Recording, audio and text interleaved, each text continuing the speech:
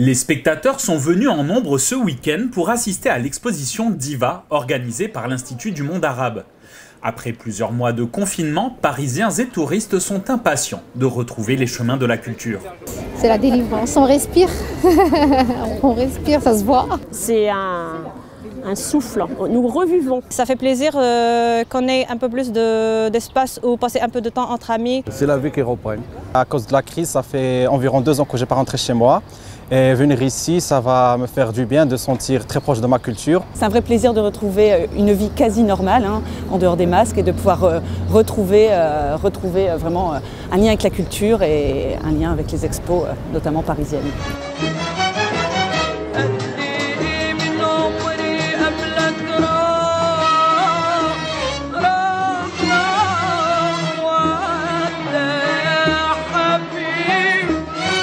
L'exposition propose un véritable voyage dans le temps, à travers les actrices égyptiennes du début du XXe siècle, en passant par les portraits des voix d'or féminines d'Kalsoum à Dalida, pour clôturer la visite avec les travaux d'artistes plus contemporains. Bijoux, robes, photographies, vidéos, autant de trésors qui contribuent à sauvegarder la mémoire de ces divas, pionnières et garantes d'un engagement féministe. Quand on arrive, il y a un jeu sur les lumières, il y a de la musique, enfin, il y a vraiment une muséographie qui est magnifique, je trouve. Et ça, moi, ça me remplit de joie. C'est vraiment, j'attendais que ça, quoi. Je suis algérien de base, donc du coup j'ai toujours écouté de la musique, que ce soit Kalsoum, Warda, Fayrouz. Et donc du coup, que ce soit en télétravail, je me suis toujours mis, je sais pas, en background, je dirais, ces sonorités-là. Et donc du coup, je me suis dit, il faut absolument que je vienne voir ce que ça peut donner en musée. Et c'est surtout rare en fait de trouver cela sur Paris. Et c'est une bonne initiative, je trouve qu'ils ont fait ça. C'est vrai que c'était assez fascinant, c'était mis en scène d'une façon très immersive. On était vraiment dans un autre lieu, dans une autre époque. Donc c'est vrai que c'était fait d'une manière vraiment très agréable et qui nous a permis de voyager.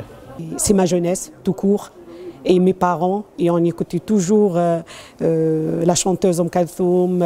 C'est-à-dire qu'on écoute Kalsoum, on est libre. À l'image de la chanteuse qui débuta sa carrière déguisée en garçon pour la terminer comme véritable icône féminine de la musique arabe, l'exposition met en valeur ces femmes qui ont su se faire respecter et aduler dans un monde d'hommes.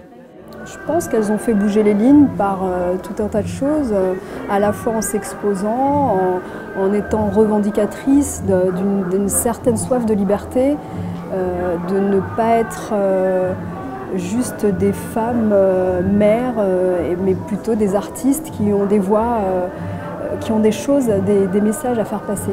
Je trouve qu'elles ont vraiment pris une place puissante au milieu des hommes qui sont puissants eux aussi, mais par d'autres moyens. Et que je trouve que se réapproprier le monde artistique comme elles le font, c'est vraiment, pour moi je suis en admiration. Elles étaient un vrai modèle de liberté à l'époque où c'était pas forcément ultra conventionnel, ultra simple de se présenter sur scène en tant que femme arabe et d'assumer ses choix artistiques et ses choix de vie. Donc je pense que c'est une jolie leçon de liberté. Je suis chanteuse aussi, je dessine, je suis aussi une artiste. Donc j'en apprends plus sur ma culture et sur cet engagement féministe des femmes du Moyen-Orient en général. Il aura fallu plus d'1 an de travail aux commissaires d'exposition et aux équipes pour rassembler les précieux vestiges de ces divas qui inspireront leur public pour encore de nombreuses générations. Un féminisme engagé que le président de l'IMA tient à mettre en valeur.